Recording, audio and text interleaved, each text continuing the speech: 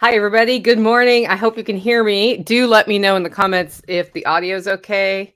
Every so often, this stupid thing sends my audio to the television in the other room because sometimes I stream to the television and then you can't hear me. So I would hate to record a whole podcast and then find out I didn't record anything and y'all were just sitting here watching my mouth move with no sound coming out. Coffee. So we're starting a few minutes late today, and I'm going to tell you why. A lot of orders came in yesterday for Holler Roast, and it was officially the last day to order yesterday to make the mailing deadline for Christmas. That doesn't mean stuff that we mail won't make it by Christmas at this point, but I wanted to make sure I got as many of those orders roasted before we went live here in case the mailman comes early. I have 5 orders left after this to package. Actually, the roasting just got finished and I ran in here. And so sometimes my mailman comes really super early, like 11 in the morning. And other times he comes at his normal time, which is 2 p.m. So if he's normal today, then I can do those last 5, right? And if he decides to be an early dude, then I'm going to drive into town to drop those other ones to make sure they're at the post office. And then I saw a bunch of orders came in while I was roasting. So I'm going to do a second round as soon as these get off and into the mail system, because like right now it's like, how much can I get out before the mailman comes? We'll be roasting all weekend long to make sure we get those orders out as fast as possible. It just is what it is. But that's why I'm running a little bit late, because I wanted to get as many of those orders out as possible. The roast ended at 9:15. And then I really wanted to have a cup of coffee in my wonderful Freightliner mug. Today's a Freightliner mug day. Anyway, we're going to record the podcast live today. If you have questions along the way, definitely put the first couple words in all caps. Margot, good morning. Anarchy, good morning. Letty, good morning. Tabletop Farms, good morning. Talk amongst yourselves. Those of you who noticed we're live, go ahead and put it out on our social networks too. Never hurts. Let your friends know. And if you are new to the channel, go ahead, hit the subscribe button if you like what you hear, and the bell button so you get notified. What I've noticed is my live streams notify you when I schedule them and not when they go live. So that might be why, if you're like, why am I not getting notified? I think it's because I scheduled them in advance. I like to do that so I can put it in the weekly email. The weekly email goes out every month. It says these are the last week's podcast and today's podcast, and then these are the live streams for the week. So I think that's helpful. I've been trying to make that a valuable email and not over email everybody. When we were a once a week podcast, it would be like, hey, the podcast just went out. And then I noticed that like some people do want a notice via email every time the podcast comes out, but we're doing 5 a week now. That's 5 emails a week. And some people were getting email fatigue. I also include on that email list a monthly newsletter that's going out. It's going out today because we have, the tickets for LFTN, the pre-sale that can be given as Christmas presents, are going out tomorrow morning. So I thought I better send an email today with that and all the network events. I don't have very many network events in. It's sort of a slow time of year. So it'll be a fairly short newsletter. Anyway, that's all the gossip from the holler. I'm like high energy because I woke up at 4:20 and was like, bing, ready to go. And that's like, I think that's the first night I've slept from, I went 9 to 4:30, 4:20-ish. That's the first night I've slept all the way through in about 4 months. So I'm feeling pretty good today. I don't know what happened, but like all of the stars aligned and I actually got good sleep last night. And I had some weird dreams, but that's pretty normal. Okay, you guys ready for this Homestead Happening update? Let's do this. I'm going to give a 5-second break. And then Margot says she's enjoying the podcast email. It's good. 5-second break. We're going to start. I'll give a 5-second break, and then we transition to the live Q&A show. So if you want one of your questions on that, all caps, first couple of letters, I'll star them as we're going, and then we'll put those in the Q&A show after. Okay, let's do this thing.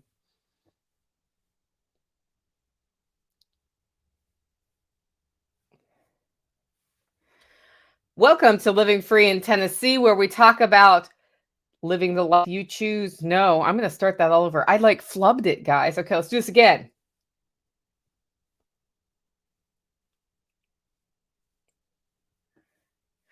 Welcome to Living Free in Tennessee, where we're talking about building the life you choose on your terms. Today is Friday, December 16th, 2022, and this is episode 671 of Living Free in Tennessee, and it's the Homestead Happenings Day.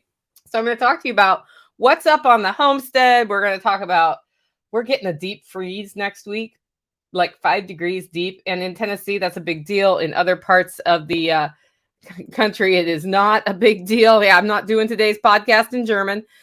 We're going to talk about the babies on the homestead, sort of a brainstorming discussion of local revenue ideas and more on today's podcast. I hope you really enjoy it.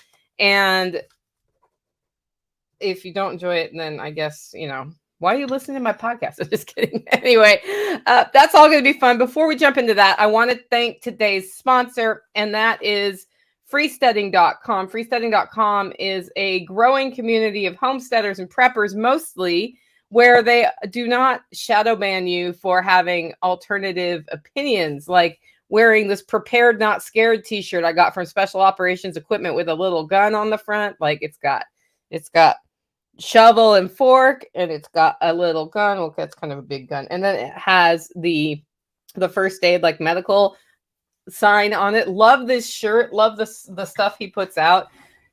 John Willis has a pretty good sense of humor, and those make it out into his t-shirts. Plus, they make awesome gear, but they're not our sponsors. We're going to go back to the sponsor. Freesteading.com is a community where people like John Willis don't get shadow banned. And when you say something, it's the way Facebook was before Facebook got irritating.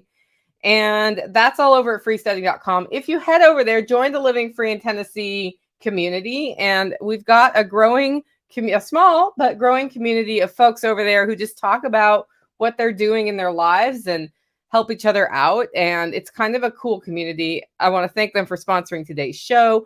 With that, I also want to remind you, if you want to get a question in or hear about something on the homestead, you can do that by emailing me, Nicole, Nicole, at livingfreeintennessee.com. If you send me a text message on social media, I probably will see it. I might even answer it. I will forget to put it in the show. If you send it via email, that's how it gets in the show. So I've had a couple people sending me fortunes for the Wednesday live or questions on the side. And I'm like, so can you email that to me?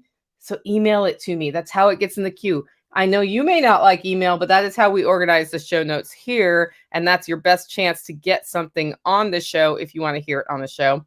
Our first segment today is Featured Forage, where we talk about what we're finding on the land. And this time of year, it's not as much. On the other hand, wow, there's a hole in my chin. On the other hand, I am growing more pasture right now than I was this summer and spring when I was supposed to be growing it for the sheep. So for what that's worth, it's kind of fun. And so that's basically it. The pasture seed because we overseeded bare areas. We created bare areas with all of the earthworks we did here over the summer and in the fall. And it's germinated. It's not dead. We'll see if it makes it through next week. It is like lightly mulched in. I did that because we've had not a lot of rain and I didn't feel like running sprinklers all the time. So that kind of holds some of the moisture in, but it's looking really good. And I'm glad because I was a little worried about how it was going to be here after the drought we had. It's not as droughty as Texas got, but we really it was unusually dry this year and it was not a great summer lettuce season. Vegetables that did well, but most of them didn't. Next week, it's going to be time to start trimming fruit trees and pollarding the fodder trees because the trees will be well and dormant. In fact, I'll talk about that a little bit later in the show about how they're going to be well and dormant. Juniper berries are ready to pick off of the junipers around here, and juniper berries are a fun spice to cook with, so that's another good one. And for those of you who like to put evergreens in all of your doors and windows in advance of the solstice, it's the perfect time to harvest wreath greens. Or if you want to make a beautiful wreath for your door, it's a really good time for that too. And then they're not going to be too crispy. I don't like to actually make fresh wreaths early in December. Like a lot of people get their trees on December 1st and they get wreaths made and that sort of thing. And unless you're using fake stuff, fake tree, whatever, it's way too dry by Christmas. So I prefer to do that starting, well, I'll probably do it over this weekend, I would guess. I may do it, I may wait till like next week, a couple days in. It just depends on how much the other things we're doing on the homestead take my time. But we will be harvesting those this weekend.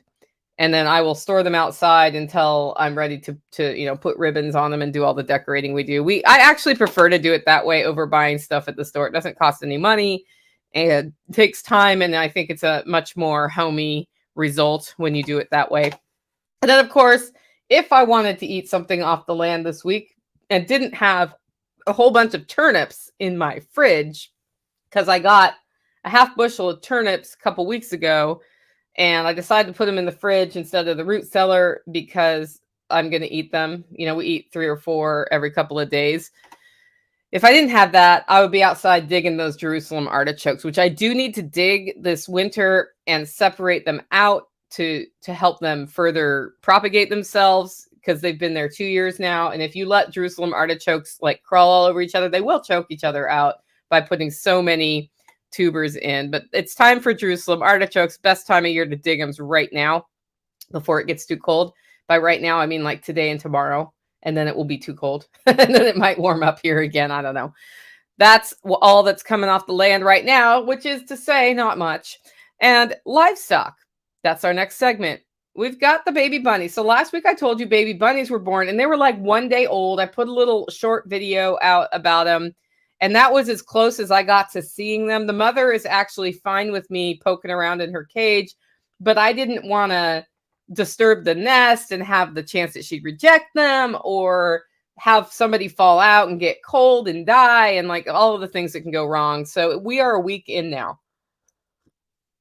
A week in on bunnies, and they are moving around. There are probably 4 in there, 3 or 4. We're not 100% sure. I will probably peer at them this afternoon when it's on the warmer side and just see if things look good.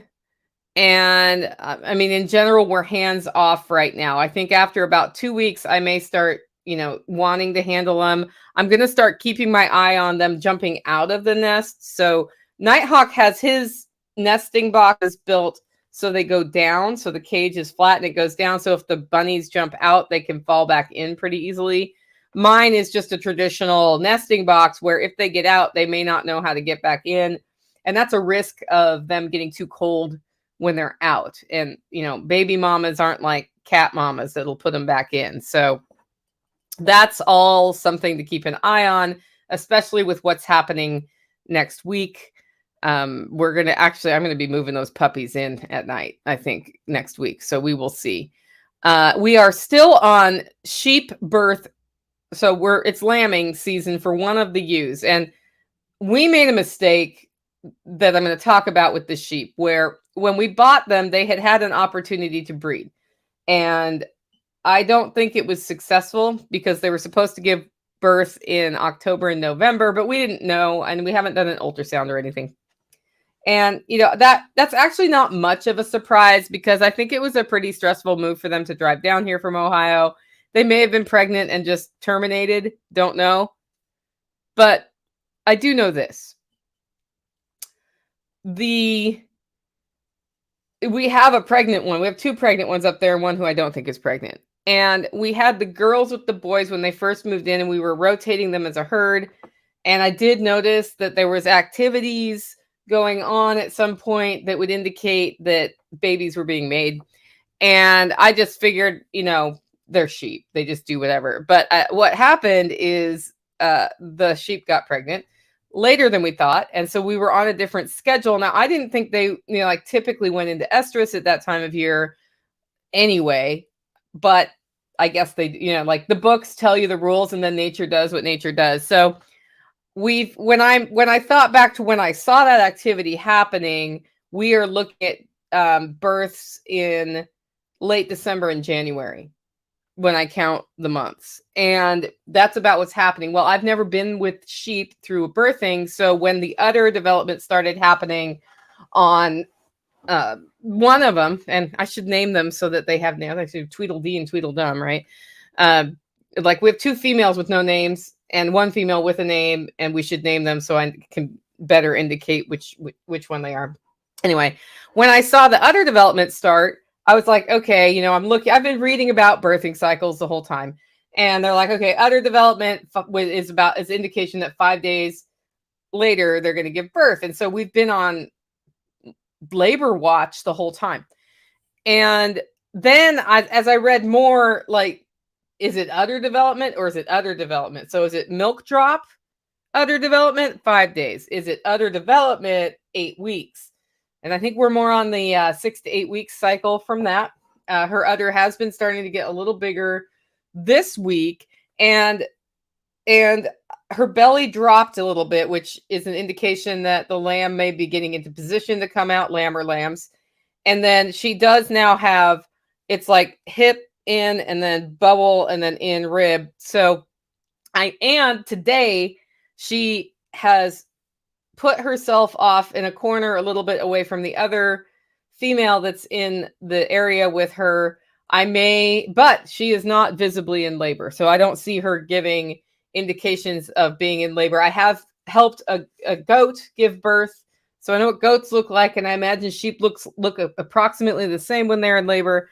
So the mistake we made is that we now have, you know, like most people, you breed your sheep all at one time, and then lambing season starts and you have a period of time next to each other when they're born, because it all depends on when the egg is fertilized, right? That's what sets the timing. Well, what we've got going on is total chaos. So we have this one going into labor. The other one hasn't started. She just looks big, but she hasn't started udder development, which means there's still probably 8 more weeks from whenever that happens to when she gives birth. And they're nowhere near each other. So what we're doing to fix, and then we're breeding another one right now who just isn't pregnant, right? Well, I haven't seen any indication that we're breeding her, but we're hoping it will happen. And she's not too keen on there was one day 2 weeks ago where I thought it was going to happen and then it didn't happen. So what we're doing from here, we're getting through the births. And then when it's time to separate the little babies from the moms, we'll have the girls together and the boys separate. And we'll have a time when they all come together, or the one we want to breed with them comes together with them to get them pregnant in the same 1 month period of time.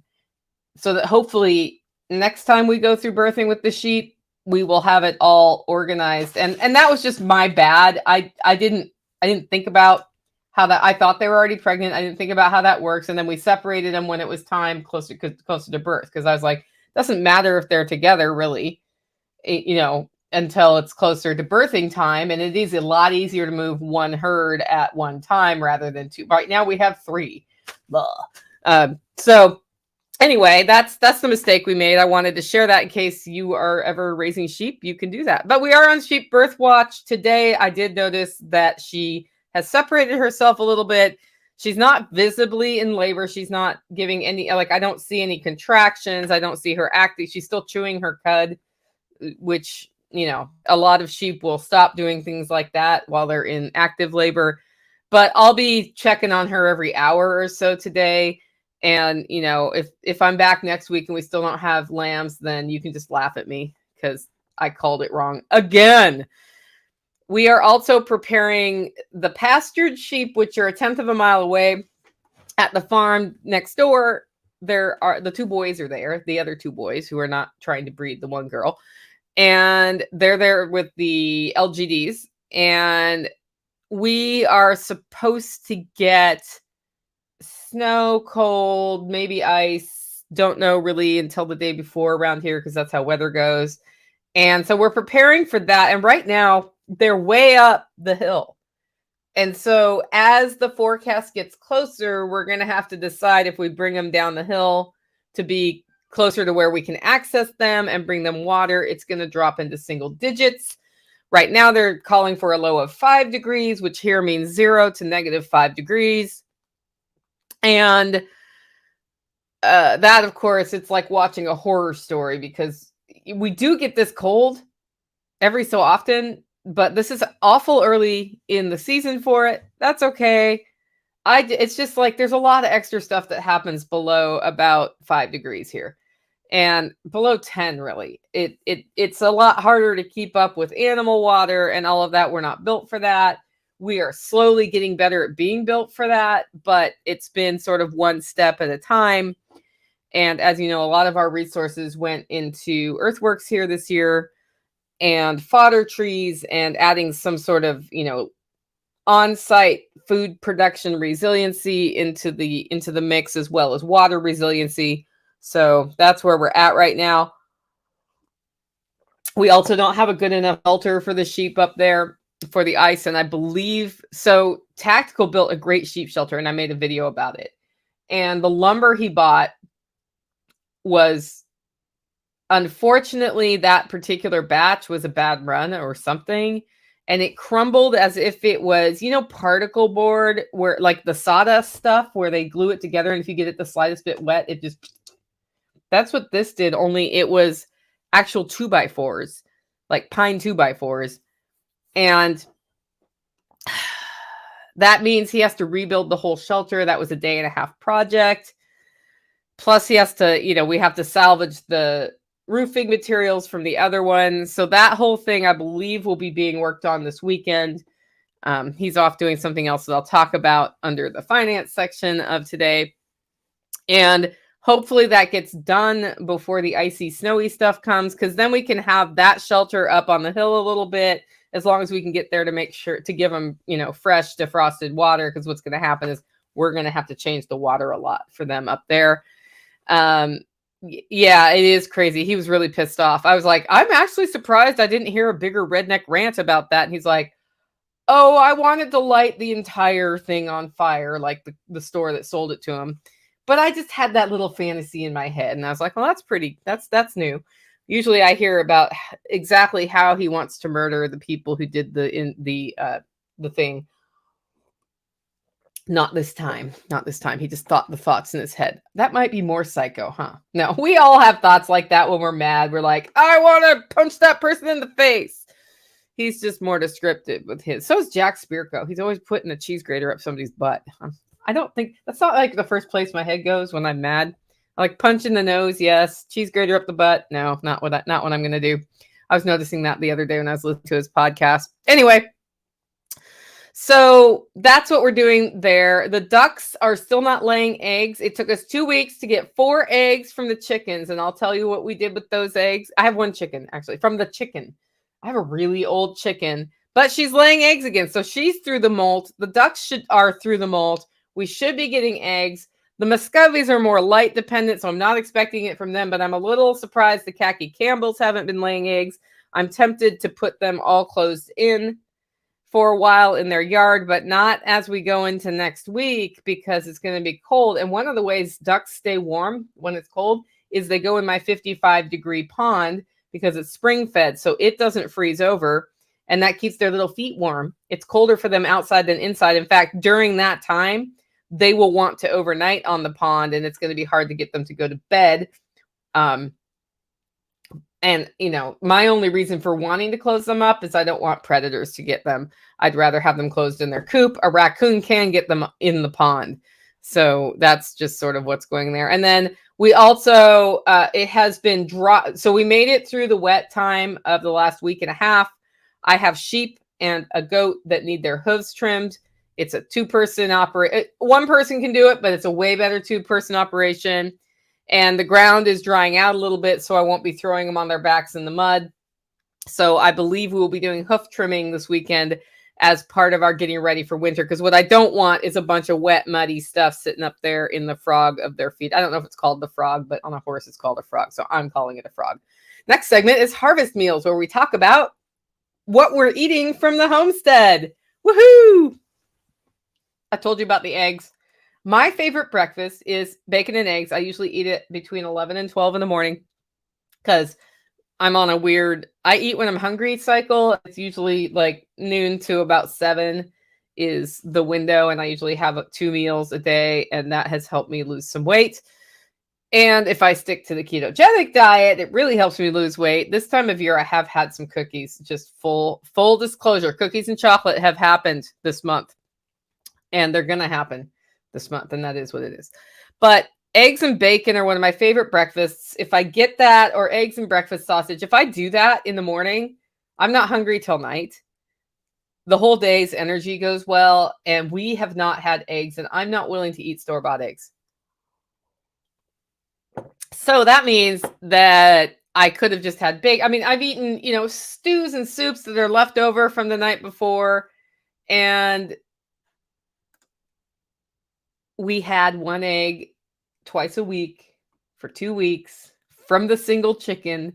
And yesterday, I worked my rear end off in the morning to get the orders out. There was an appointment in town that Tactical had that I wanted to go to with him. And then while being in town, what you do is you do all your errands. And so it was like, there's this grocer, an Asian grocer in Cookeville that I didn't know existed. So I had to go check that out. And then I needed to stop by Aldi for a couple of things. And of course, it was the week where all the impulse stuff, the day of the week where all the new impulse buy stuff comes out in the impulse buy aisle at Aldi. I went down that aisle, I didn't buy anything, but had to see what was there. There's a lot of like slippers and blankets and stuff, and it's not really what we need here.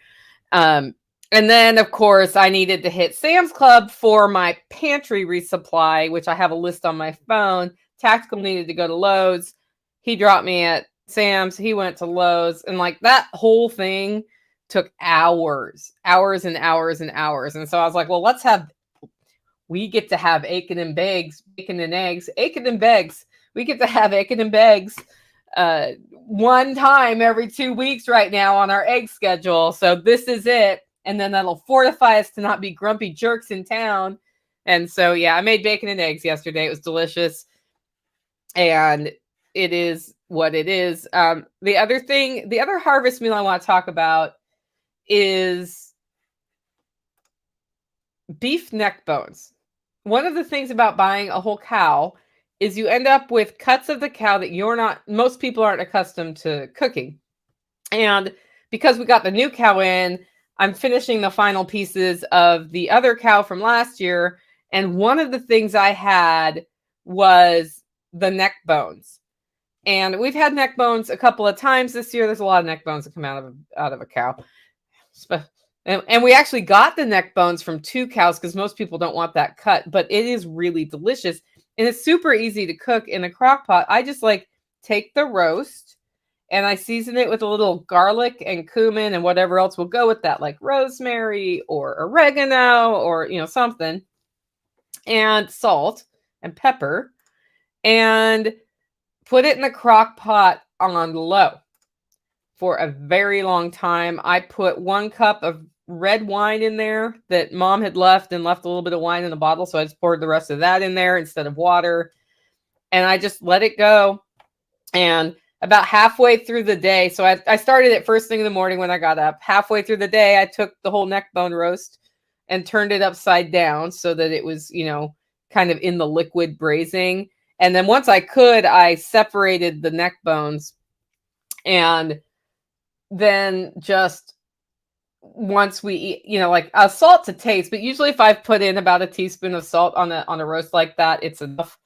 And it was enough. And that meat is some of the most tender meat if you just go slow and low, and you kind of scoop it out and serve it. I served it over a puree of turnips that I made with lots of butter.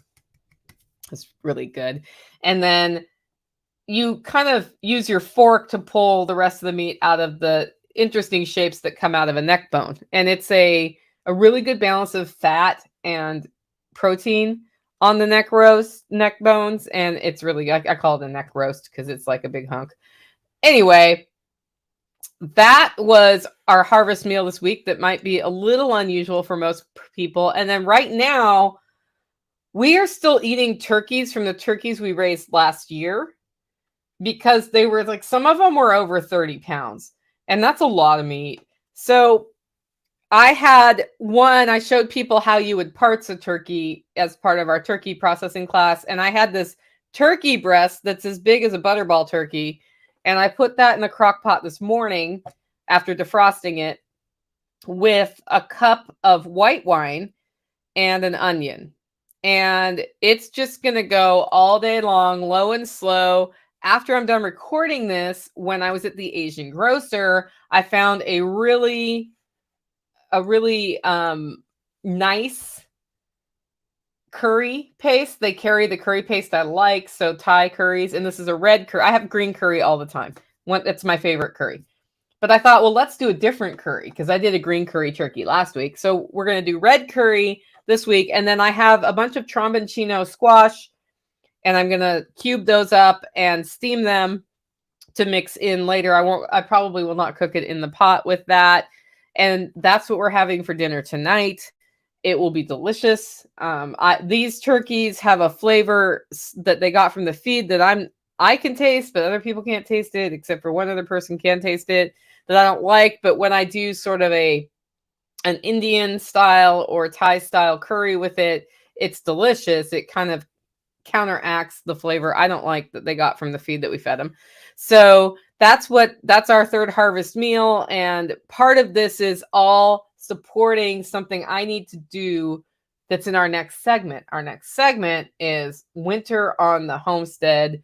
It just got really real. We've had we had early freeze. We had to get ready for stuff, blah, blah, blah, blah, blah. Well, so then I look at my app yesterday that says like what the weather next week's going to be like, because it's nice to know the shape of what's coming. Like when you're on a homestead, the weather really matters. And I'm really thankful that I live in a time where we have some idea of what's coming as opposed to no idea what's coming really, except for the Farmer's Almanac and looking outside and guessing based on what you see outside, especially here in Tennessee, because it's hard to predict. It's hard to predict what we will do. And with modern tools, we have a really good idea of when it's going to get really cold. Like I imagine what it was like living here when it was 70 degrees this week, and it was 70 degrees this week, and then 5 next week. And all of a sudden there you were, it was 5 and it's not getting warm again. Like you had to be ready for that all the time. I get warning. So I look and it's like 7, no higher than 20, snow. And I was like, oh no. And so then I talked to Tactical. I'm like, did you see? And he said, yeah, I saw. I was like, what are we going to do? You know, big eyes. And it's not a big deal. It's just, I was expecting this cycle to come in January. It's coming right now, right in the middle of my busiest coffee roasting season, getting ready to, I shut down the podcast between Christmas and New Year's. I'm going to shut it down a few days before Christmas. Actually, Wednesday next week is our last new podcast until January 2nd, I believe, is when we come back. And during that time, there's two things that happen. One, I love the poem The Night Before Christmas.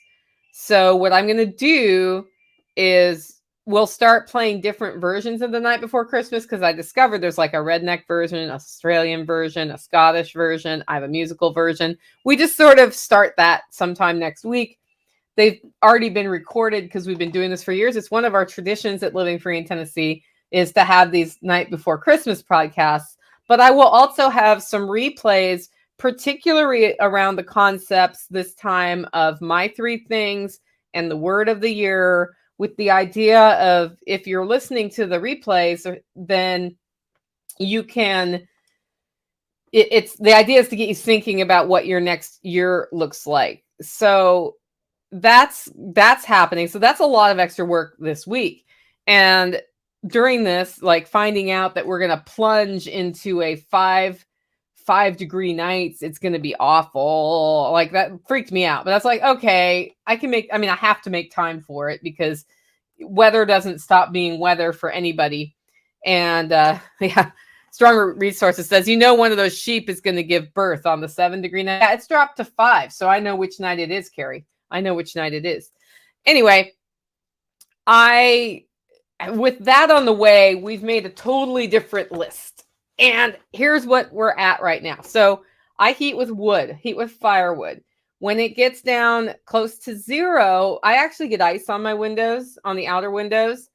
And that is not awesome, but not terrible. It's actually perfectly warm in the house as long as I have the right kind of firewood. And one of the best kinds of firewoods for a night like that is Osage orange. And this year, my first rick of wood I've been burning has had a lot of Osage orange in it. Now, when you don't want to burn Osage orange? Right now when it ain't that cold, right? So if you put Osage orange in on a 50-degree night, you end up with an 80-degree house.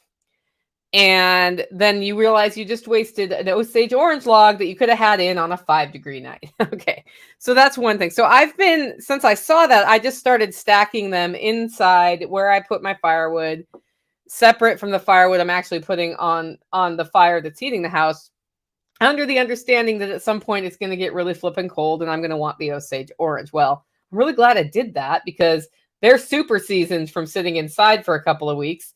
And I have them already separated and ready to go. So I'm stacking the Osage orange inside as I find them and getting ready to have those at night when I don't really want to walk outside anyway and poke around in the firewood pile. So that's one thing we're doing. We are also, I have a commercial ice cream freezer that I use for, we processed all the sheep. We sold half sheep. I have one extra half sheep that somebody said want to buy, but I haven't heard back from them about that. And it's all packaged in its own little box.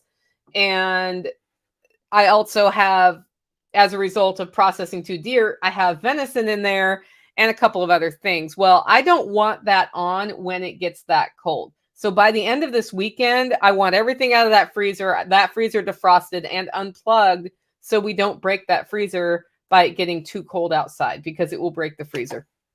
Likewise, I have the refrigerator that was in my kitchen that started spitting out water randomly. And I tried for a year to fix it and couldn't, and finally just got a different fridge in my house and put that one out as the outdoor event fridge because it works fine. That one has stuff in the freezer right now because, when you're like, I don't know where to put it, that's where it goes. So that one needs to be emptied and also unplugged. And Tactical actually wants to push it, I think, into the prepper pantry and just have it in the aisleway there during these couple of really cold nights. So we'll see if we do that. I don't know. I'm on the fence about it. I'm like, it can stay out and get that cold, I believe, as long as it's not plugged in. And I don't need it to be plugged in. So there's a lot of freezer consolidation going, which is why I decided to get that giant turkey breast out of there, because it's like a round shape, and square shapes are way better when you're trying to when you're playing freezer Tetris. Plus, next week I'm feeding people. There's a couple people coming over to visit on the 23rd. We're going to have smoked butt, so that whole butt will be out.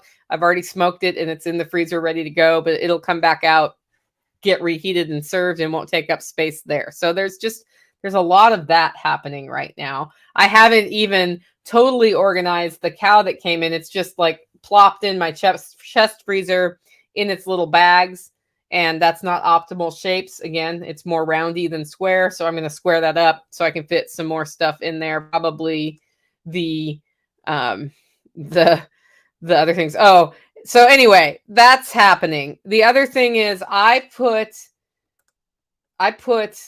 in my car, I have some canned food that I eat, or I have for when I'm on trips if I can't eat something, because I have an allergy to beans and soy and all sorts of stuff like that. And often when I go to an event to speak, they use soy oil in the food they cook, which will make me sick, or they're serving a bean-based dish, which I can't eat. So I always have food with me at those just in case that happens, so I can just run outside and herk down a can of smoked oysters if I'm hungry. There is no part of smoked oysters in my car that I want to have see 7 degrees or 5 degrees, because then Later, after they've expanded and busted the can out, they will melt. And then I will have a smell in my car unlike any other smell. So that's on the list of pulling all of the emergency car rations out. Those will come in my kitchen. And I'll eat them on and off throughout the winter because those have been exposed to more heat and like more weather extremes.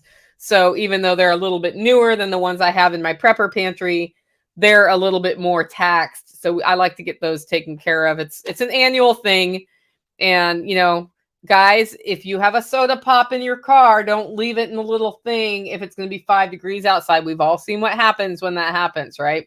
We've all seen what happens. So that's happening. Testing the kerosene heaters. I have kerosene heaters. I have a couple kerosene heaters that, despite the fact I'm pretty good at maintaining kerosene heaters, they're not doing too well. So I may give up on them. We'll see. They're the big round kind, and every year it's like, man, the wick thing that makes the wick go up and down doesn't work as well as it used to. I don't know why.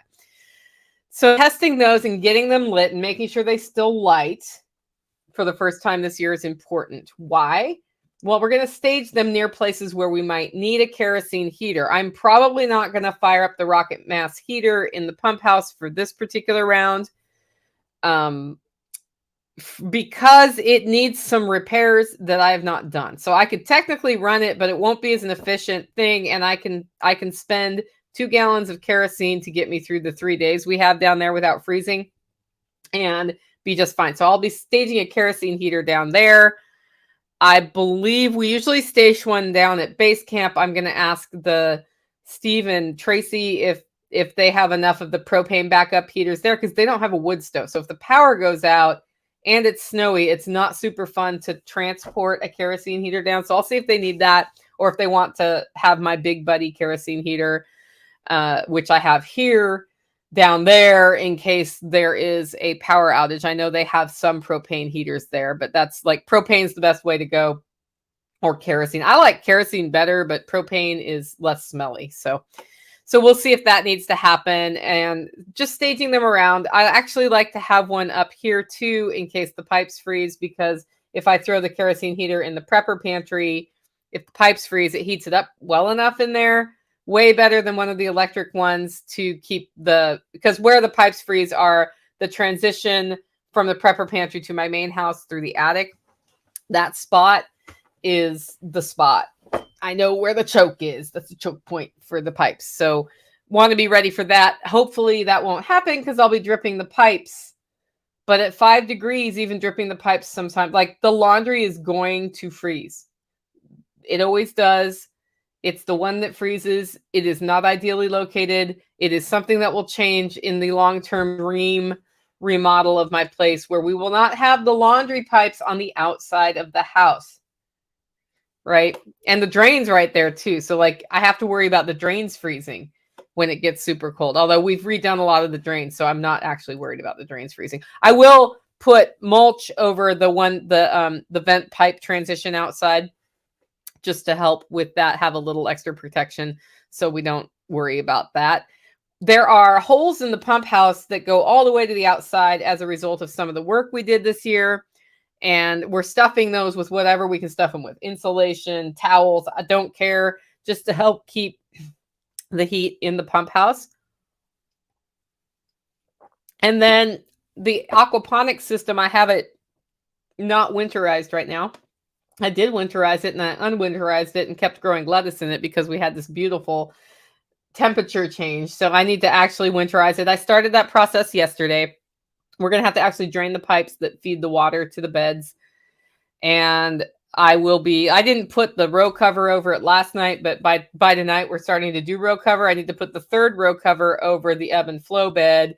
And I may need to get a heat lamp out there. I'll probably it's not a heat lamp. It's just a 60-watt light bulb in a desk lamp that I put under the one on the ebb and flow bed because that one is the most sensitive to the roots getting cold from when I have to stop ebbing and flowing is the issue. Right now, I think I'll make it through, but maybe not next week, ebbing and flowing. We will see. So that's got to happen. We have an extra sump outside that has fish in it. That's got to get a stock tank heater so it stays at least at 36 Tactical may disagree with me on that one. We will see. I think we should just move those fish into my other one. So that may have, I may be just netting a bunch of goldfish. We'll see. And then water heat tape and stock tank heating systems, antifreeze systems. The electric was just finished being installed for the goats. So the goat water can have a stock tank heater in it and minimize the chances that the goats are going to chew through an electric cable. That's going to happen. And the pigs I don't know if we're running a stock tank heater to them. I think we probably will. That's going to be a struggle over there. And then, of course, the sheep that are in the pasture don't have electricity. So that one, the strategy is buckets, changing buckets. The way this goes when you change buckets, I'll have to talk to Tactical about this because I learned this with the goats. I actually start using those stainless steel shorter ones, and I get warm water from the house, pour the warm water in, and then they can drink from that. Like not hot water, but warmer. It gets cold quickly. It's just like a little extra time before it freezes. And then every couple of hours, I go up there and I tip it over, and it's a solid block of ice. And then I put more water in. And I do that all day, and at nighttime, they don't have water. But they always make it through. So we try to do that. The best thing would be if we could have the sheep near the pond, which doesn't freeze, but at this point it's not working. And then rounds of more mulch, and we'll be walking around and looking at just like what's out in the yard that looks like it's going to be a problem. Of course, all the other antifreeze things like draining the water to the outside hose, that's all standard operating procedure. But at 5 degrees, what's going to happen is I'm not sleeping in my bed.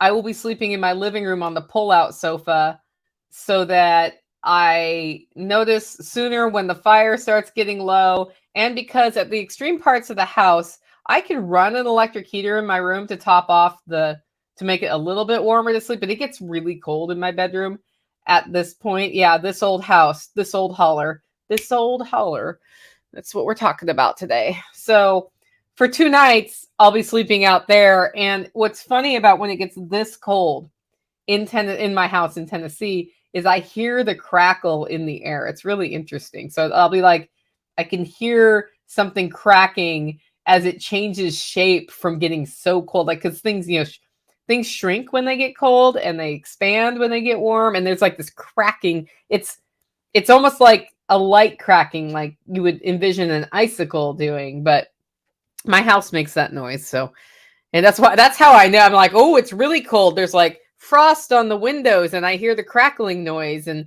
I'm on the ground. So like cold starts coming in at my feet when this happens. And, I'm built into the side of the hill, so I'm supposed to be more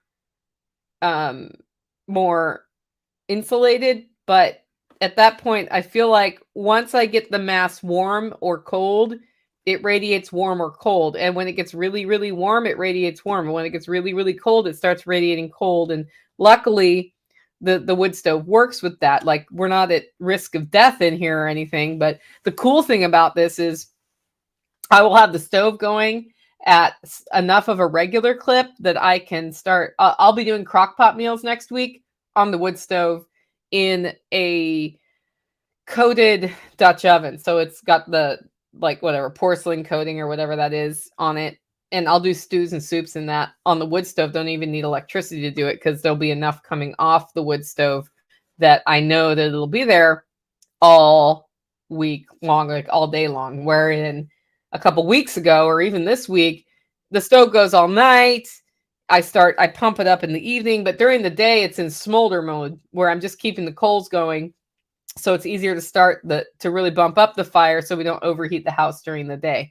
That all changes next week. So that's winter on the homestead for us this week. And then who knows? It looks like it's going to trend up in temperature again right after that. Tactical said he's expecting a really brutal January into February. That's from the Farmer's Almanac. He actually said, they were off a little bit because they said it was already going to be cold here. And I was like, well, we did have unseasonable cold, but within the scope of what we usually get.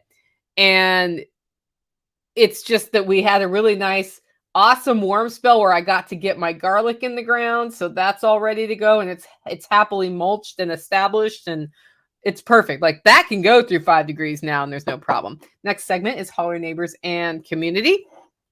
And I've been pretty innerly focused, and we haven't been doing a lot of community things. Like I've had fun chatting with the neighbors here and there, but mostly it's been all about the race to when I take time off between Christmas and New Year's, especially with coffee orders.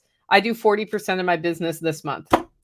And it's because people like to send Holler Roast as gifts, or they want to treat themselves and have premium coffee for Christmas.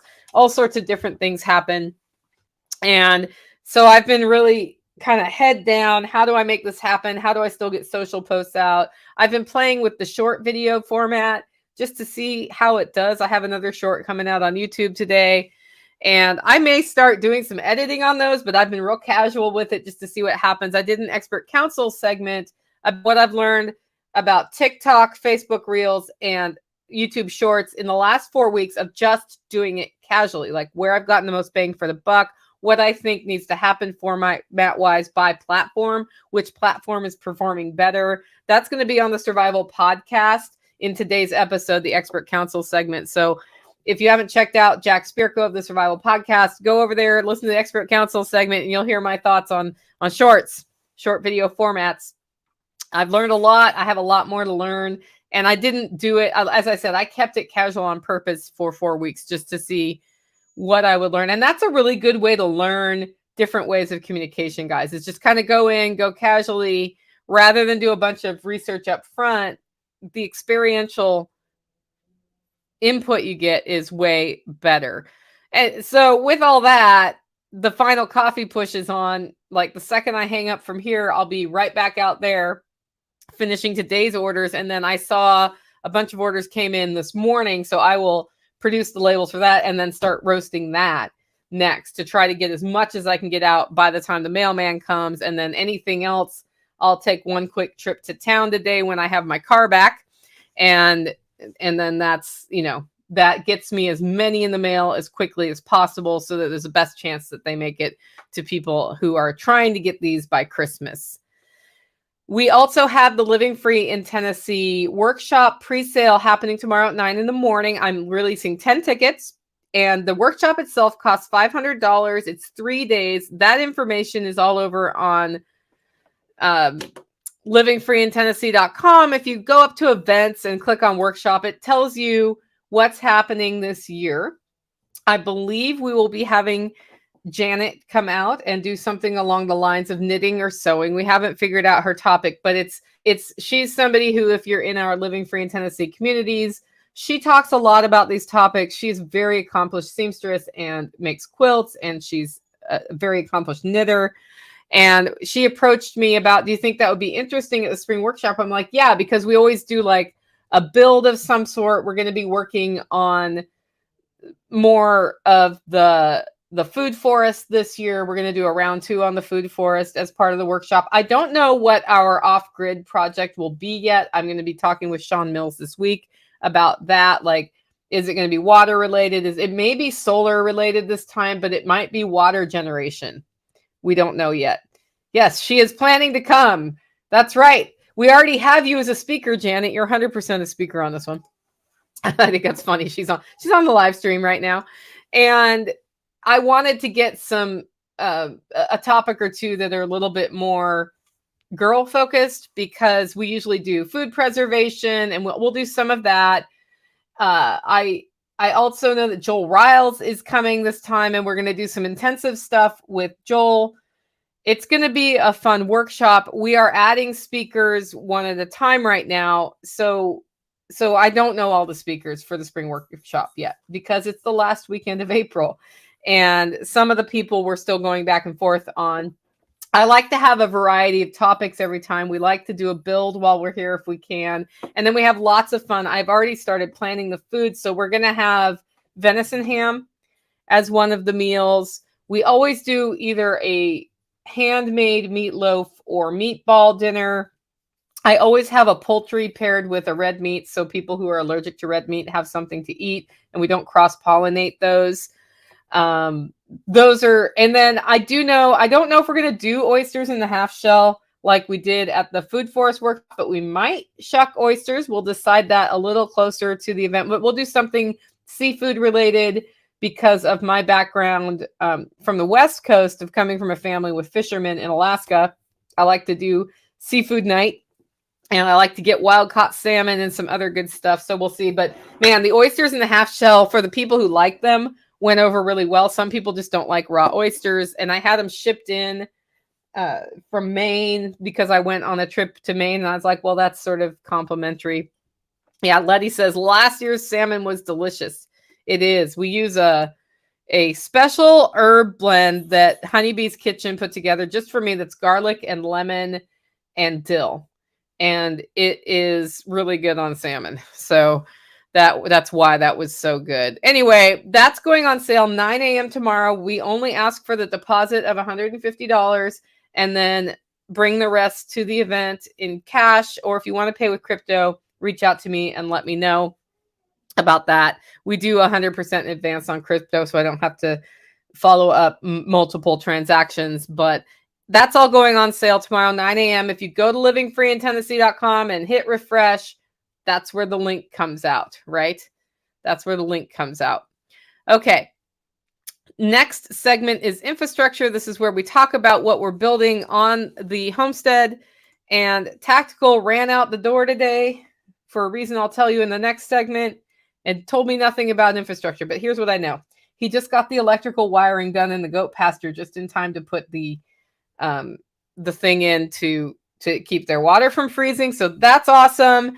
And we are one $350 roll of woven wire away from being able to finish my perimeter fence so that the dogs can go outside. I'd then have to add 2 gates. And that project has only been 15 years in the making. Yeah, that's been a big one. So we're getting close on that. And I expect to have that soon, like probably by the end of January, unless it gets too cold outside to work ever, in which case we'll stretch the fence, when it's a little bit warmer. Nobody likes to work outside when it's 5 degrees. So we try not to do a bunch of outside stuff. But the perimeter fence has been a big thing for me. I've wanted it for a long time. I've had dog injuries and other things happen because I have one dog that runs off and I want to keep her in. It also keeps other dogs out who can attack my animals. And it's just very hard to put fencing in here. And if any of you decide to come to our one-day fencing workshop this winter, you'll understand why when you get here. And it's actually a pretty good place to learn fencing because it's like, this is why all those other fencing solutions do not work here, right? Do not work here. But this is what does work here. And that's why fencing is not just a one-size-fits-all sort of thing. That's something that I think when we see really accomplished people who have great homesteads or flocks that they're rotating, and you look at how their land is, it's flat and not rocky in many cases. We have the opposite of that here. Actually, Joel Salatin's pig fencing, a lot of his farm is forest and difficult. And that was the thing that got me over the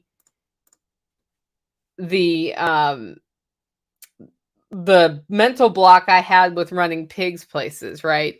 Was that I saw how he did his, I saw how he trained his pigs. I was like, oh, I see. That's what I can do at my property because I have some of the same challenges that he has. I have more of the same challenges that he has, but I also have a partner in the farm who is willing to put a lot of time into dealing with it in Tactical Rednecks. So that's been really cool too. Anyway, next segment, finances. This is where we talk about the money part of the homestead.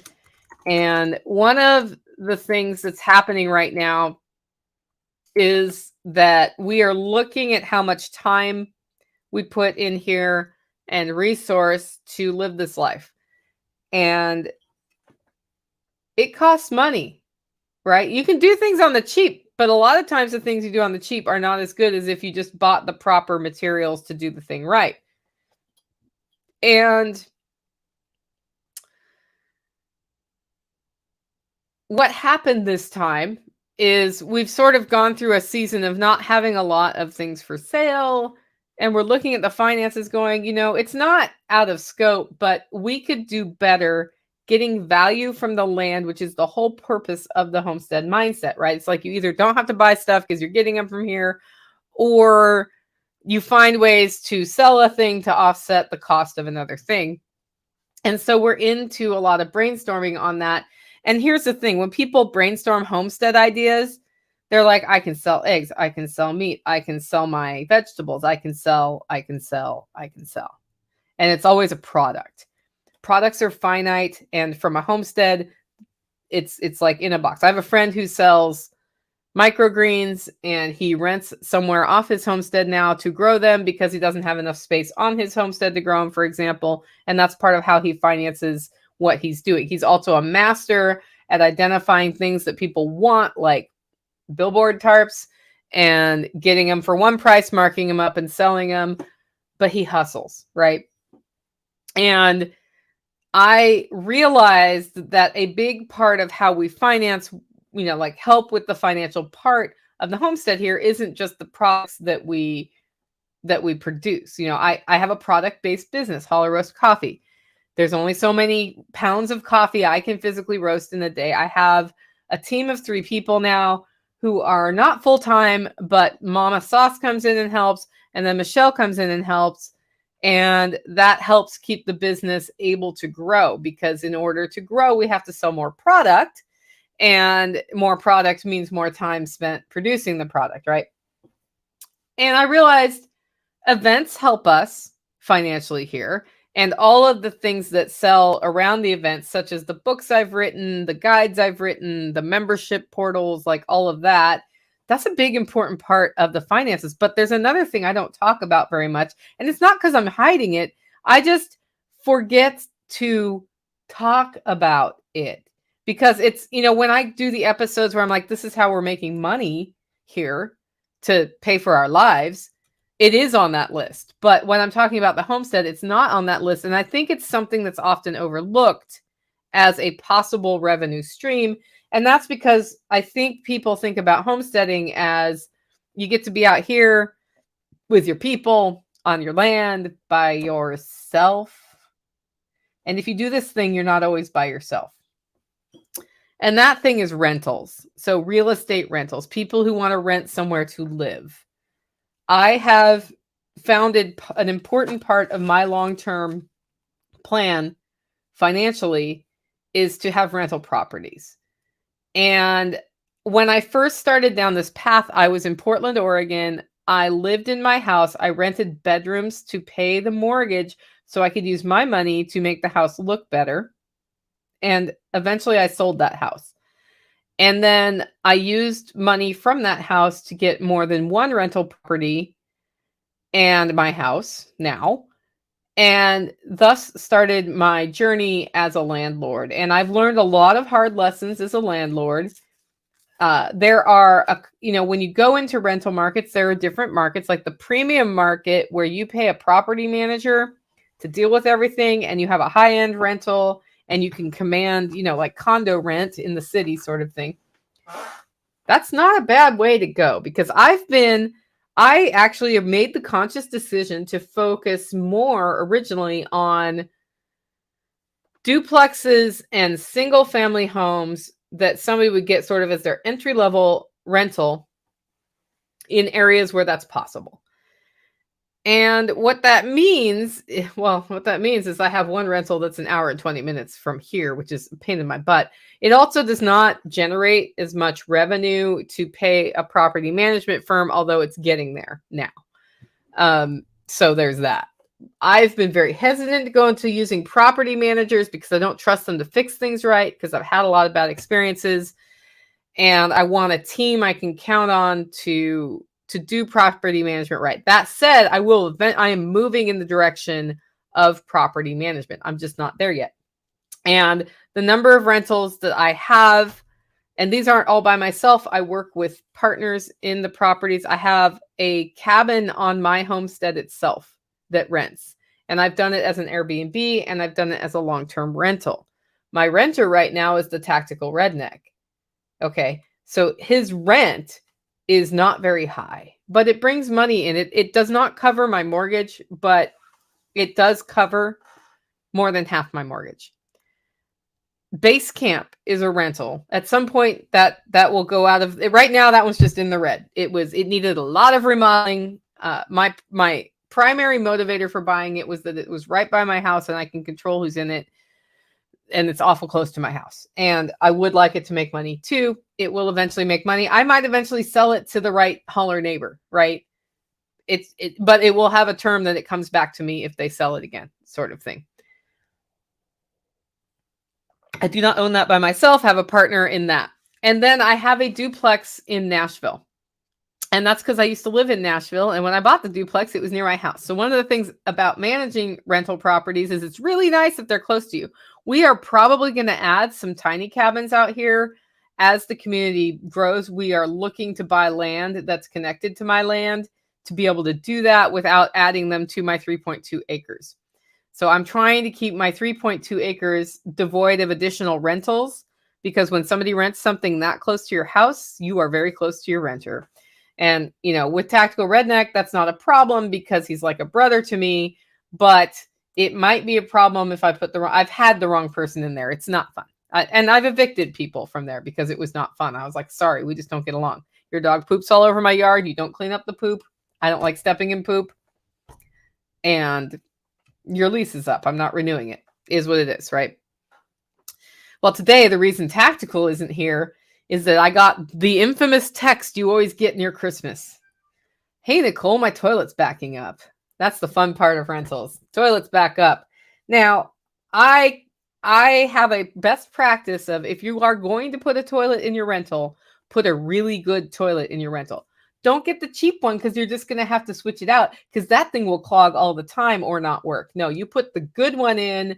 You get extra capacity flush capability if you can for the people who go big, because then you don't spend Christmas plunging toilets an hour or 20 minutes from here. And I reached out to Ryan Steva to see if he knew a plumber in Nashville who could be trusted to go out there. I did some phone calls yesterday. I couldn't find a plumber to go out there yesterday. And so I was like, hey, Tactical, can you do me a favor? I'll pay you for the favor. And so Tactical is actually really good at plumbing. He just does not like doing it.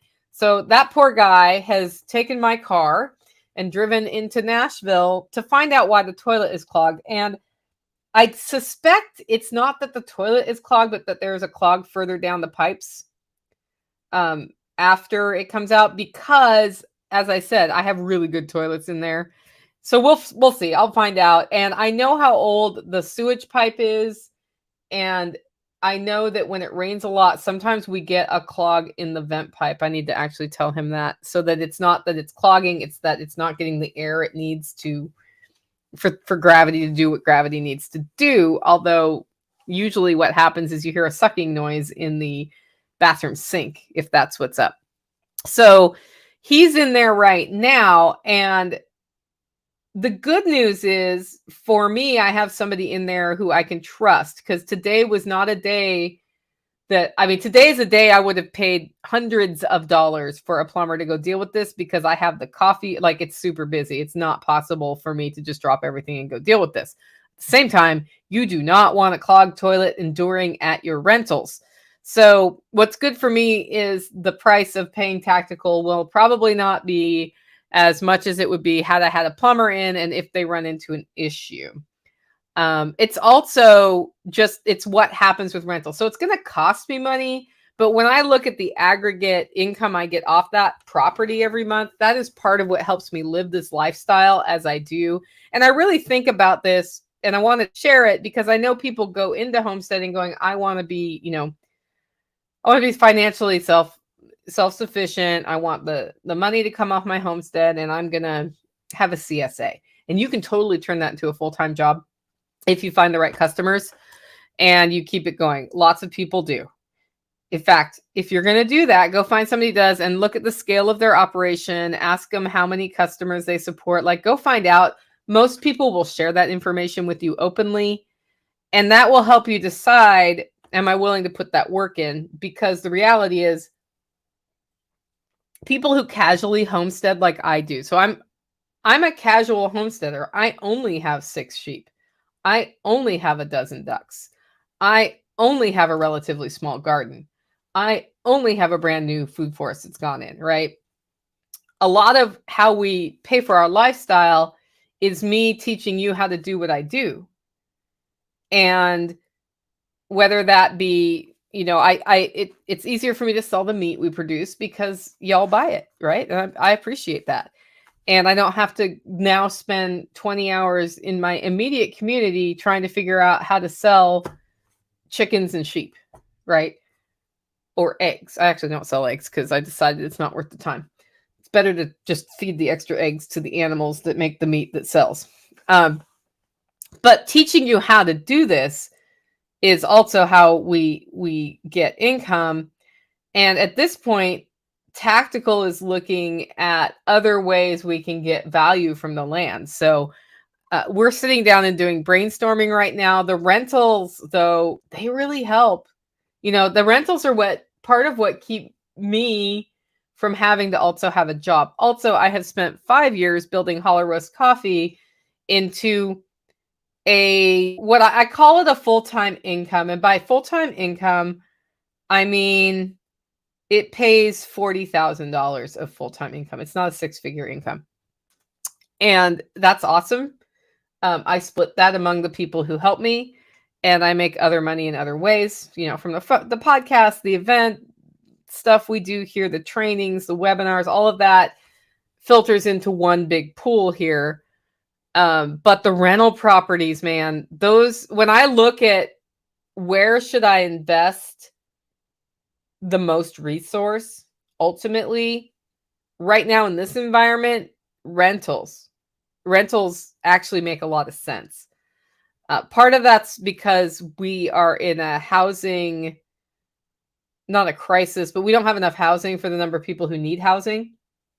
That's going to change in 10 to 20 years, I think. I think it's going to go the opposite way. So long term, it may not be better to have rentals. Right now, having multiple rentals is actually a pretty good way to make money as long as there's positive cash flow on them. So that's actually what's financing us this week is the rental in Nashville. And I'm really thankful that Tactical's not going to be here on the live stream because he's in there dealing with a clogged toilet, something not everybody wants to deal with, but it's part of the job sometimes, unless you have a property management company. Anyway, that is the update from the homestead for December 16th. I hope you enjoyed the show. If you did and want to support the work I'm doing here, you can do it in 2 ways. 1, get your coffee at hollerroast.com. 2, consider becoming a member. Just head on over to livingfreeintennessee.com and click on membership to find out more. With that, guys, go out, make it a great week.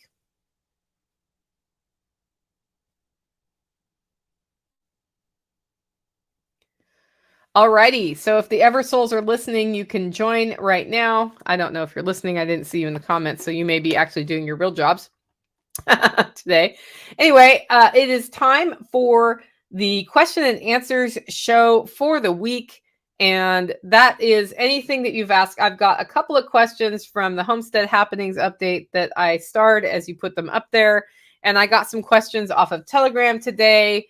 I haven't actually looked at I think I have some in email too. So we'll just kind of go round robin on this. If you think of anything you want to ask along the way, just do it. I'm going to start from the one that came in via email. And if you're listening to the audio podcast, do me a favor and put, Q&A, LFTN Q&A in the subject line so I know what it is. This one comes from James. It says, Nicole, what do you use for healthy salad dressing? I built Jack's indoor hydro system. I'm growing a ton of lettuce. I've been making salads, but when I read the dressing ingredients, the first thing is soybean oil. What dressing can I get or make that avoids evil seed oils that are used in everything? I have a podcast on how to make salad dressing that I will throw in the show notes for you, James. It goes back. I'll probably do another round of that because since I became keto, I don't know if Tactical's really here. Since I became keto, I've changed how I make salad dressings. I do use olive oil. So that is an oil I'm willing to use. But basically, what I try to do is balance sweet and sour, bitter and tart in a salad dressing. So I will start with a base that's either mayonnaise, and you can make your own mayonnaise or buy mayonnaise with non-soybean oil. And then I add vinegar. And so my secret is you buy a really premium balsamic vinegar that's naturally sweet. It doesn't have sugars added. It will have some carbs, but it won't have very many carbs. Then I add a lot of garlic into the spices and any herbs I want to. If I feel like it's not sweet enough, I'll add a little bit of honey, but I don't like at this point, my tastes have changed, so that doesn't happen. And the key is to add enough salt so that it's salty on the lettuce or else it won't taste good. So I put those ingredients together and I shake the crumbs out of them. And then I like taste it by putting my pinky on it. And if it's not salty enough, I add more herbs. If it's too thick, I add a little bit of water. If it's too thin, I will put more oil in. My ratio is mayonnaise or oil. I will have about, 1 part, I guess 4 parts of the oil to 1 part vinegar on that. And with those, you can use lemon juice instead of vinegar. Like you can use all sorts of stuff. Sometimes I'll take mustard from the fridge and put that in.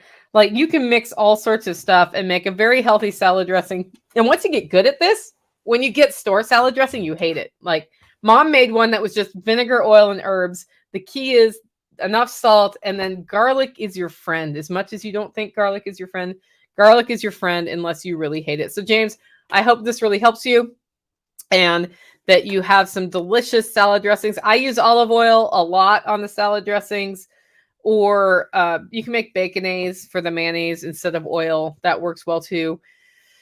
Next question comes from Telegram from Lisa.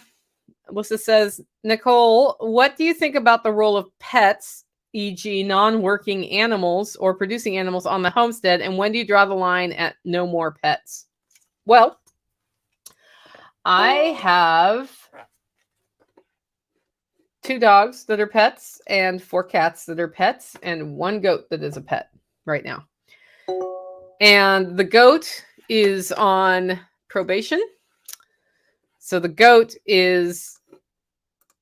she's actually the one that if finances get a little crazy, I will be getting rid of the goat. Okay.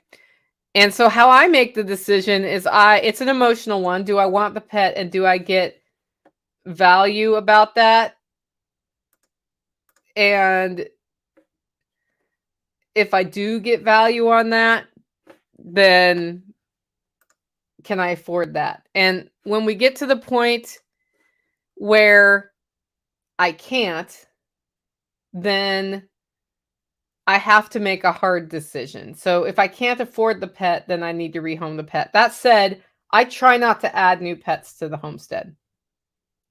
The goat shouldn't be a pet. I should not have got that involved with the goat. I was originally going to make her a milk goat. That's why I have such a good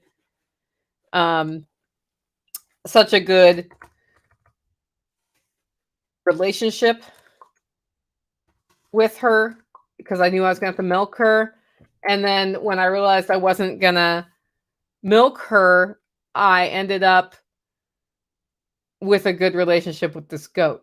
And so she stays. And the one thing she does for me, she does eat underbrush, but the sheep do too. So, and they give me meat, and I'm probably not going to eat this goat. So that's just me confessing I have a pet on the homestead that shouldn't be a pet.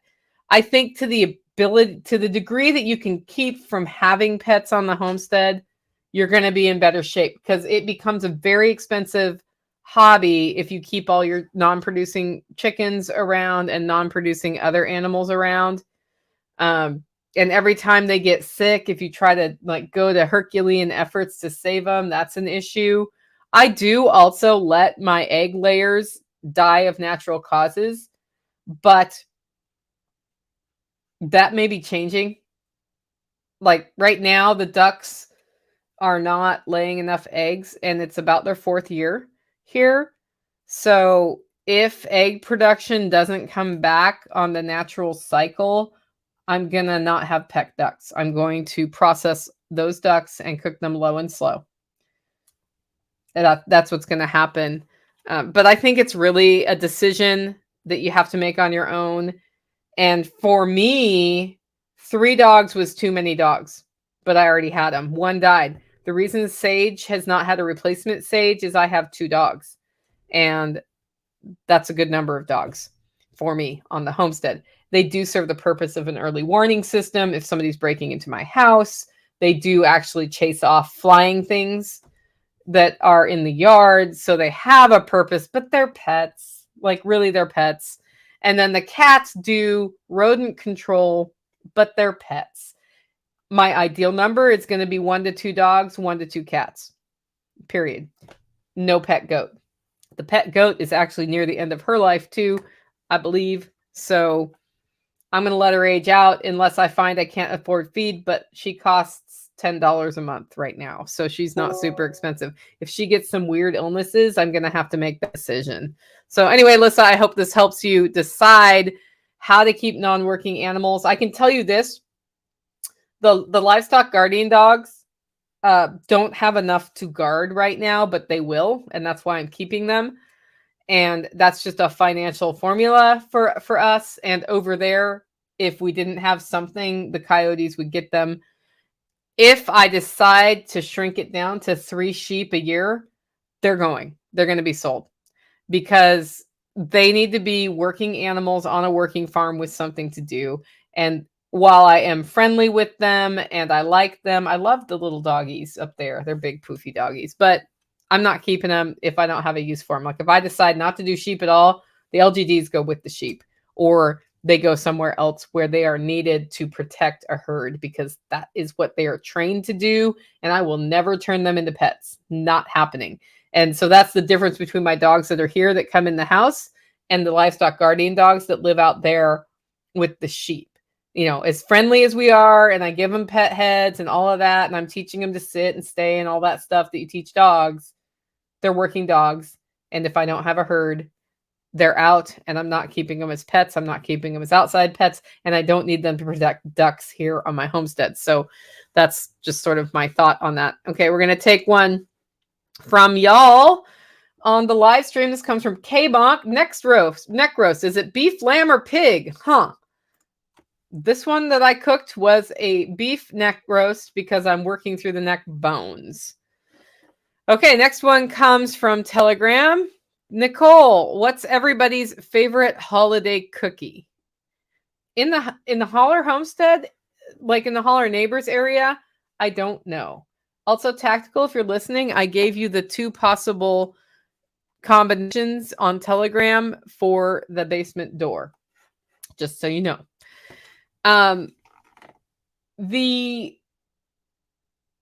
My favorite holiday cookie is probably gingerbread. And I like my grandma's recipe, which doesn't have too much sugar. So that's the one I like. And it is what it is. Everybody else, I don't know. What I know is Tactical doesn't eat cookies. He does not eat sugar of any kind. He apparently turns into a hyper redneck if he eats cookies. So he doesn't eat sugar, so therefore he does not have a favorite cookie. Nighthawk, I don't know. And the other 2 I don't know, and nobody's on. So I guess I'll ask him. It's a good question. Don't know.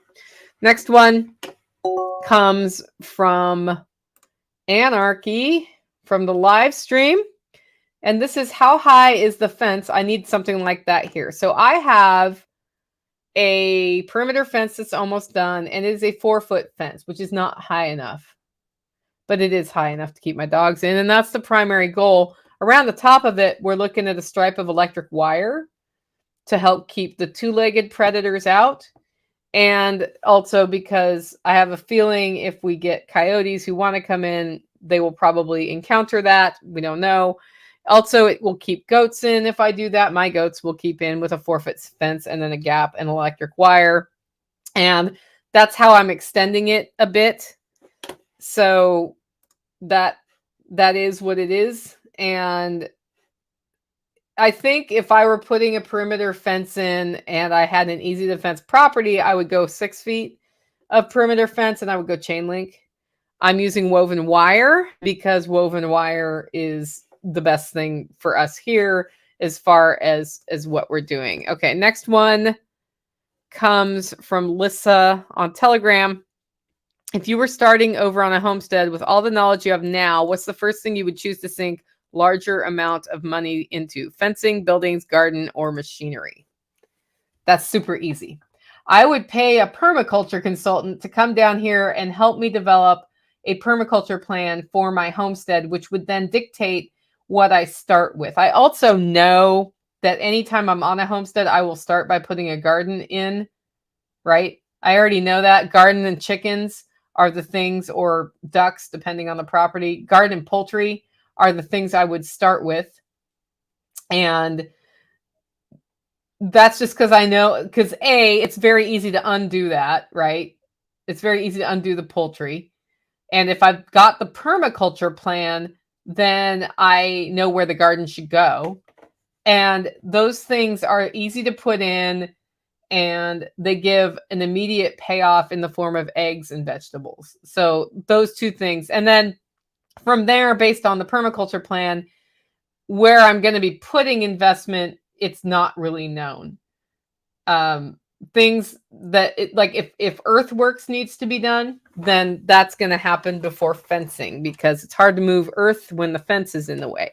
If no earthworks need to be done, then I am looking at heavy equipment and fencing and the infrastructure, because what you need is fencing, water, power, however you're going to do your power, heating and cooling for your house, a house, those things are all immediately important. And the other more subtle things are a lot less important. If you get those done, then it's easier to bring in the different kinds of livestock you want to have in. Now, a great person to ask this question would be Dawn Sutton, who's often in our live stream here, because she's building an off-grid homestead right now. And they started by getting their RV and their tiny cabin going, and a basic power system in, and water, and a driveway. And then I think they're going to do fencing. I don't know if she started on her garden or done. I don't think she's done any livestock yet, because it's bare land. So if you're coming into a homestead with bare land, you're going to have to set yourself up before you set up all of the other things. So anyway, that's my thought. But really, the larger amount of money, start with the permaculture plan. And then from there, that tells me where the money needs to go, unless I need to build a house, in which case I just need to figure out where the house goes and build housing, whatever that looks like, right? Even if it's a camper, I want to have a nice pad and a covered area and like have some of that ready to go, so that it's not just like straight out the door into the mud, because mud happens on a homestead, especially in Tennessee. Mud may not happen as much on your homestead in Arizona, but that's a different kind of homestead and a different environment. And then you have different challenges there. In Arizona, I understand it gets hot during the day in Arizona, doesn't it? Okay. Next question comes from online. K-Bonk asks, what curry I've been using Mesri. I don't know the brand name of the curry I use, but I will put a picture up on Telegram after this. If you are not in the Living Free in Tennessee Telegram group, go over there and join, and you will see which curry I use. It comes in a tub. I can't remember the brand. I just know what it looks like, and I know it's the best one I've found here, unless I'm making the curry from scratch, which I do have a recipe for green curry from scratch, and sometimes I do that. I'll get the little chilies and the shrimp paste and all of the other things, and that really does help. And A-Ray Pierce says, perimeter fencing after the house. Yeah, perimeter fencing is good, but if you need to do earthworks, do the earthworks before you put the perimeter fence on, so that heavy equipment can get in and out easily, and you see where your access points are to have a perimeter fence with enough gates. And if you need to actually reshape the land like I did, like you don't want to have to rip the fence out that you put in. But you can also always make a smaller perimeter area, like a fenced area, if you have dogs like I do. So that was something that I wish I had done, but I could not figure out how to do it because the way the layout of my land is, the smaller area either means I have to walk them to it and put them in it, or I cut off access in a really annoying way here to everything I need to get to. So that's, I just have a larger area than would be ideal. I didn't have a way to just go straight out the door into a fenced area without cutting off access in an annoying way that I was not willing to do. Okay, next question comes from Telegram. It's from Margot. What's one important thing you've learned about yourself or your land this year? That's a very deep question, Margot. Big smiley face.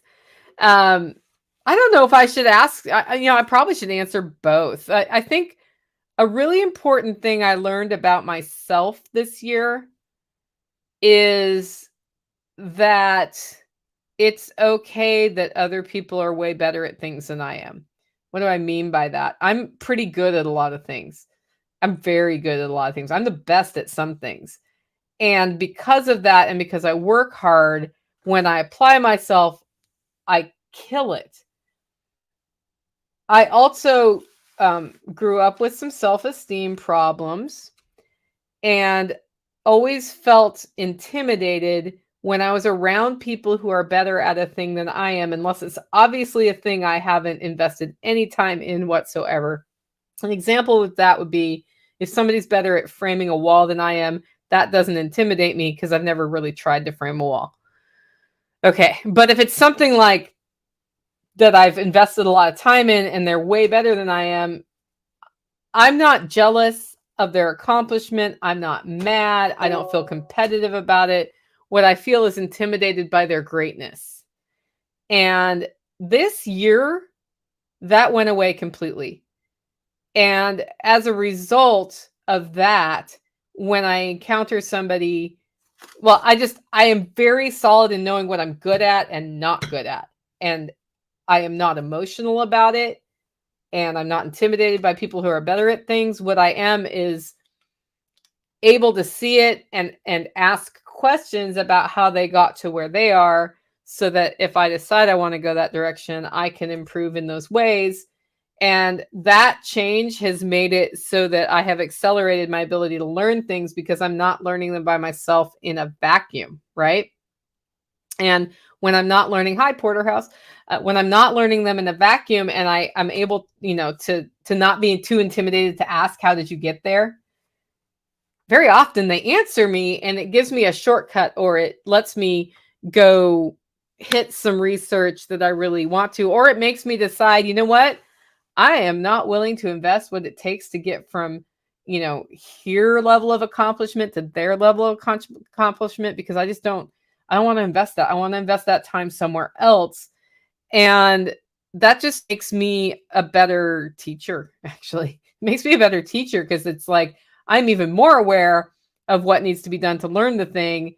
And if I need to learn the thing, I do. And if I don't, I can tell somebody else who's really interested in going there, this is what, if I was going to go there, I would do to learn the thing. I'm not willing to invest that because I am better at this. I am better at, networking and catalyzing and all of the things I'm better at. So I don't really feel like I need to learn how to do be the best salesman in the world. If I think about business skills, I'm really good at networking and nurturing relationships and connecting people and inspiring them to get off their butts and start the thing and take that first step and then the second step. That's what I'm good at. I am good at facilitating rooms and reading rooms and seeing what needs to be said to get the whole room to come along on a journey. And so because I'm not an excellent, large multi-million-dollar corporate salesperson, that's not my skill set. I don't feel like I need to go there anymore. And I used to feel like I need to build that skill. And I'm not a bad person at selling what I need to sell, right? And I always do work on improving that, my best practices there. But if I need in my business model somebody who does that, then I need to hire that person. So I don't need to be everything. I've learned to hire people. Now, about my land, what I learned, the biggest thing about my homestead that I learned this year was what happens when it's exposed to extreme drought for this area, and what it would look like if we had a more extreme drought. And we have, the first year I was here, I saw it, but I didn't understand what I was looking at. And the first year I was here was 2007. And it was a worse dry period than the dry period we got this year, although this year was close.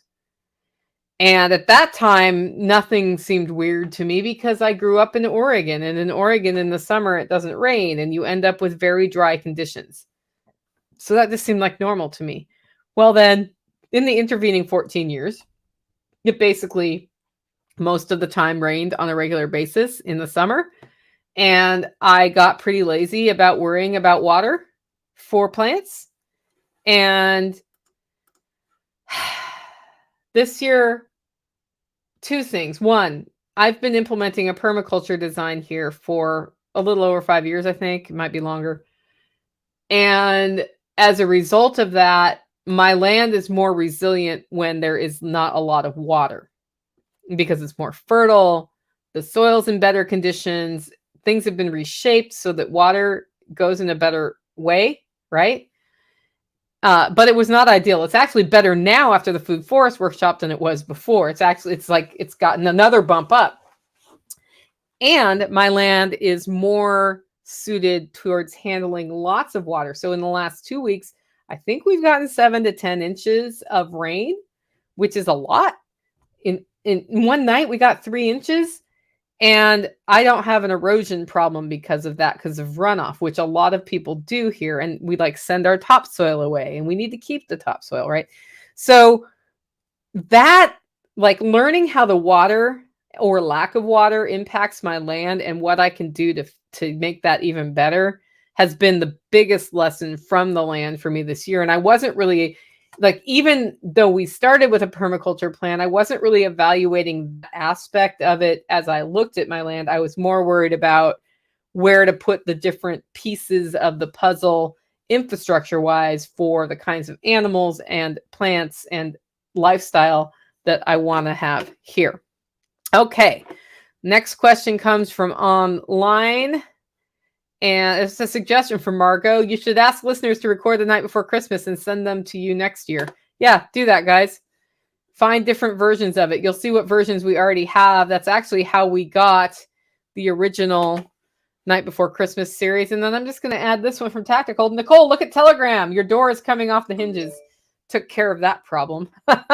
He's at the duplex, able to hear the live stream, and apparently he needed an important combination code that gets you into the crawl space. So it sounds like the plumbing problem is bigger than we thought it was. Hopefully he's still listening and knows about the vent pipe also sometimes adding to that problem.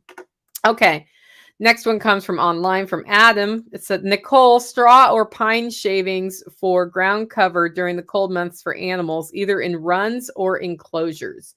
My first choice for bedding and ground cover for livestock in the winter is wood chips of some sort, whether it be the kind of wood chips you get from the electric company or pine. We don't use cedar because they say that cedar can cause respiratory problems in animals. And that means that I don't want to do that, especially in enclosed areas. And I would rather spend money on the bales of pine shavings from Tractor Supply if I have to, than use straw, because what happens when straw gets wet is that it, especially outside, it turns into terrible, mucky, smelly mess. It makes the problem worse. That said, bedding in barns that never get wet for my bigger livestock, like the sheep and the goats and the dogs, I like straw a lot for that. Like a combination of on the bottom, some shavings and then straw for that. But if it's going to get wet, I don't want it as part of their bedding. And like the pigs make a big old haystack in a way that doesn't cause problems for us. It keeps them warm.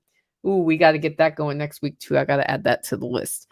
So that's my opinion on winter bedding. Like, to the ability that, to the degree that you can get wood chips or shavings, definitely do that. If you can't and what you have is straw, then you use straw. And if you can keep the straw dry, you'll be way better off. I've even taken, I learned this one from Leo's. I've taken, like, the wood pellets you can burn. And on a particularly muddy pasture, I've thrown those out and they absorb the water. And then you can put wood chips over the top of that. That really helps. I had a really bad muddy pasture problem last year because I had too many pigs on my homestead. And so I've tried everything. And the one roll of straw that we put out was a terrible idea. It was a terrible idea. Although, I mean, it was better than nothing, but it was just like, I really just need dump trucks of wood chips in this pasture. At this point, that pasture has pasture growing back on it because we don't have piggies on it. Like, the biggest thing was to make it less high traffic mud. But I do also like the burnable wood pellets for high traffic muddy areas. That's a very fast fix for that. And I'm really thankful that Leo's taught me that one. Okay, next one comes from online. Pack Rat. Homes as investment is what big money is into right now. The Washington Post recently reported investors bought 36% of homes sold in 37207, which is in Nashville. That's in Nashville, isn't it? 26% in 37115 and 19% in 37206. It's so funny. I used to live in 37206. My duplex is in 37207. I get text messages and notes every day. So yeah, homes as an investment are a big deal. I'm really interested to see what happens as interest rates rise and it's harder to finance places, because if the real estate market crashes, that's actually a good time to buy. So it's interesting that all these investment people are going in right now when we're kind of at the peak. Like, now would be a good time for me to sell in Nashville if I was going to sell, because my place is worth a lot more than what I bought it. And then if I could 1031 exchange it closer to me, that would be actually easier to manage. But at the same time, the struggle there is that Nashville commands a good rent, and a good rent helps me be cash flow positive. It's just a bit more of a pain in the butt because, like, Tactical had to drive way longer than he ever wants to drive ever in his life to go work on this project. And I'm sure if he's still listening, he can write a complaining text in the comments, Anyway, Beth says, you, John, and Jack have helped me so much. Please tell John to keep kicking my butt. I will. I'll keep kicking your butt too. Get off it. Go do stuff. Okay. Next one comes from Telegram. Dawn asks, are you planting any new perennials at the Holler this spring? The answer is yes. Do I know what? Aside from spring planted bulbs for flowers, I have not decided what perennials are going to go in, but there's going to be a second wave of planting in the food forest at my spring workshop. I also think that because we're going to plunge down to 5 degrees, even though I'm going to go dump a bunch of mulch on them, that I'm probably going to have to replant rosemary this spring. We will see if any of them make it through. I am going to mulch the crap out of them this weekend, even if I have to go buy pine shavings at Tractor Supply to have a good little mulch around them, because this level of cold doesn't happen every winter, but I do kill rosemary every winter. So that's probably an issue. I'm also not going to transplant my strawberries until February, probably. And I have really awesome strawberries that are ground cover and they're perennial that we got from the Amish that we don't know what kind they are, but they reproduce themselves faster than any other variety of strawberry I've ever seen. So that's so some of the perennial planting I'm doing is really going to be perennial propagation. And we'll talk about how I'm propagating them at the spring workshop, just so people know what we've done. Because the cool thing here is, or a cool thing once you get perennials, is you can propagate perennials and then you don't have to buy them all at once. And part of the strategy in installing the food forest was that we would install it with bare bones, and then fill in as I'm able to propagate plants, which means I'm going to spend 2 or 3 years planting to the density level that John Willis has at Special Operations Equipment, because I didn't invest as much money up front in plants. I'm investing my time in plant propagation. Like once you have one blueberry, you have all the blueberries. Once you have one living strawberry, you have all the strawberries. I've got grapes I can propagate. The trees are not being propagated. The herbs will be propagated, the herbaceous layer. And I don't have all my vining plants in. I have ground nuts that I'm going to put out there over time. And I know ground nuts take over everything. There's a reason for that I want that. And then, of course, flower bulbs self-propagate as long as you divide them, just like I was talking about the Jerusalem artichokes. So lots of different propagation techniques will happen as a result of that. And that's primarily how I am doing the perennials, unless there's a specific plant I want. And I'm doing research in capers. I want to grow capers, but I don't know that I can do that in here in the ground. I may have to do it as part of my dream greenhouse, where I have a banana and a pineapple and a caper and a hibiscus tree, not hibiscus, eucalyptus tree. Like I have a certain number of plants that should not grow here that I may grow. I have a list of what I quote unquote want to grow. And then from that list, I'll choose 2 or 3 things. You know, if I want a citrus tree, I need to grow it inside. So, and I don't have the plantarium or whatever the word is for that. You know, the dream expansion of I want to add on to the Holler Homestead house one day, may never happen before I die. But right now we're in the dreaming phase. I've reached out to somebody who's an architect and also understands what permaculture is, to kind of look at it with a permaculture eye with me. Hopefully he can come out in the spring and look at it. And if he does, he will be presenting at my workshop probably, or at least having a roundtable discussion about what he discovered. But part of that expansion is I want my studio separate from my bedroom, because my studio is in my bedroom right now. And I also would like to have, and I could do that if I put it in my guest room, but then every time there's a guest room, there's a guest in my studio. I want my studio to be the studio.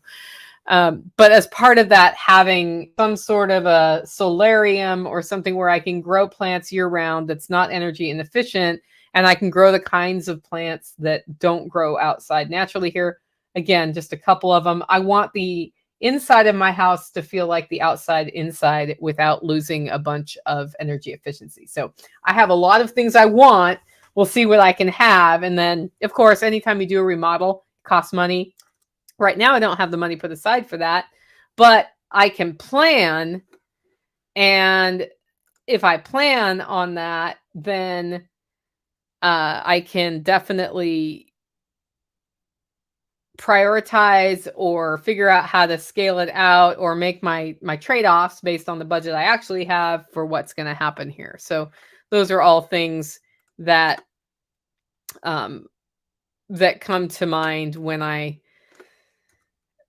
look at that. And somebody just said, I want to know who that architect is. My wife just now. Well, his name is Chris. And if you email me, I'll put you in touch with him, depending where you are geographically. Oh, yeah.